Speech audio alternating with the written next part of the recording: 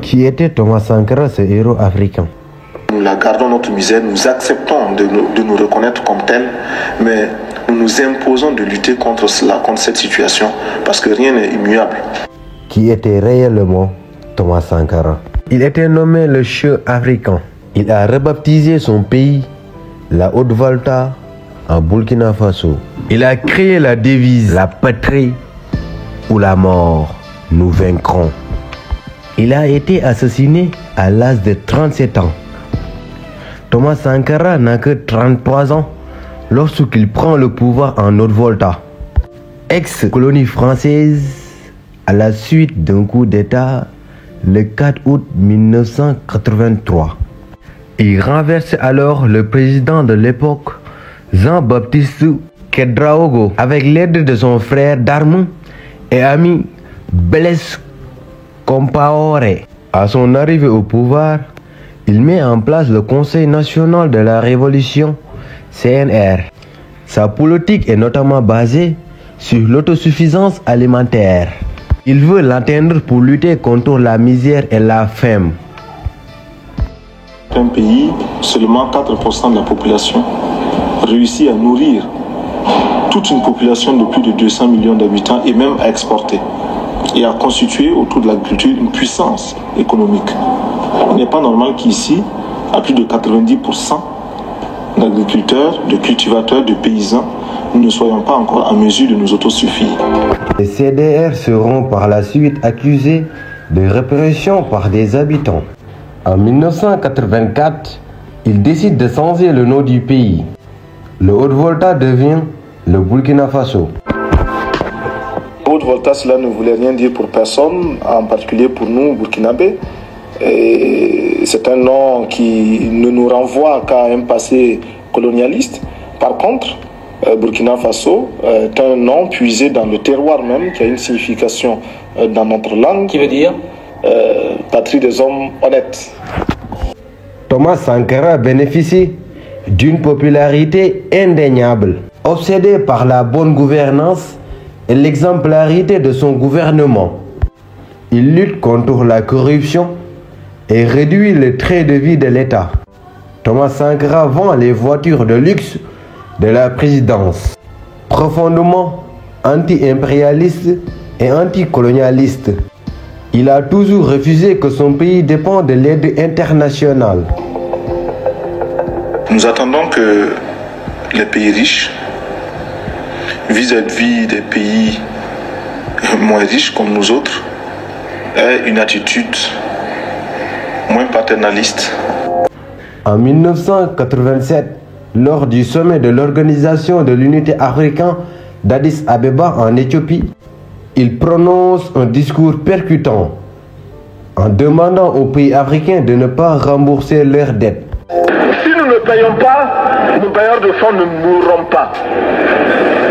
Soyons-en sûrs. Par contre, si nous payons, c'est nous qui allons mourir. Thomas Sankara entretient des liens complexes avec la France, ancienne puissance coloniale. Visionnaire et en avance sur son temps, Thomas Sankara nomme des femmes ministres à des postes clés comme le budget. Préoccupé par l'émancipation des femmes, il multiplie les mesures en leur faveur. Fin de la dot et du lévirat, interdiction de l'excision, instauration du salaire vital.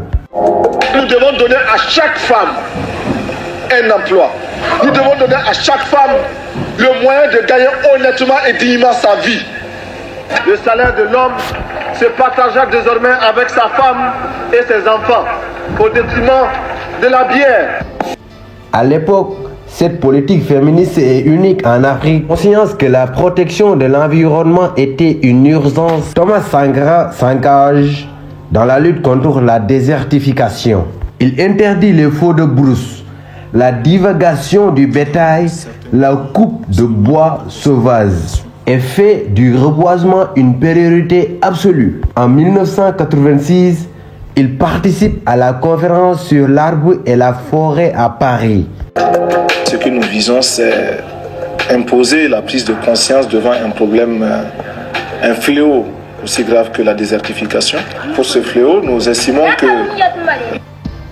responsabilité n'incombe pas seulement à ces hommes et à ces femmes qui vivent au Burkina Faso, mais également à tous ceux qui, loin de chez nous, provoquent de façon directe ou indirecte des perturbations climatiques, écologiques.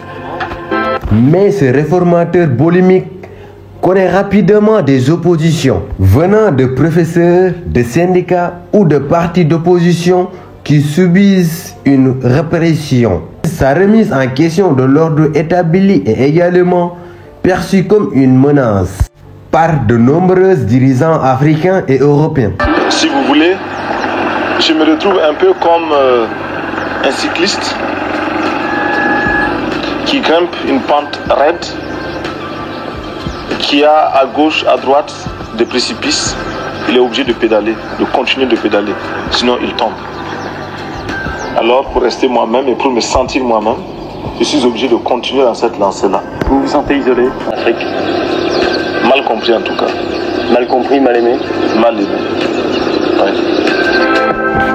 Le 15 octobre 1987, Thomas Sankara et 12 de ses compagnons sont assassinés par un commando. Lors d'un piste qui porte au pouvoir son compagnon d'armes Blaise Compaoré. Leurs corps sont enterrés à la hâte dans un cimetière de Ouagadougou. Blaise Compaoré, principal suspect dans cet assassinat, va lui succéder. Il restera 27 ans au pouvoir, période durant laquelle l'assassinat de Sankara reste un sujet tabou. La chute de Blaise Compaoré en 2014 permet de relancer l'affaire. 34 ans après la mort du père de la révolution burkinabé, le procès sur son assassinat a été ouvert le 11 octobre dans un tribunal militaire de Ouagadougou.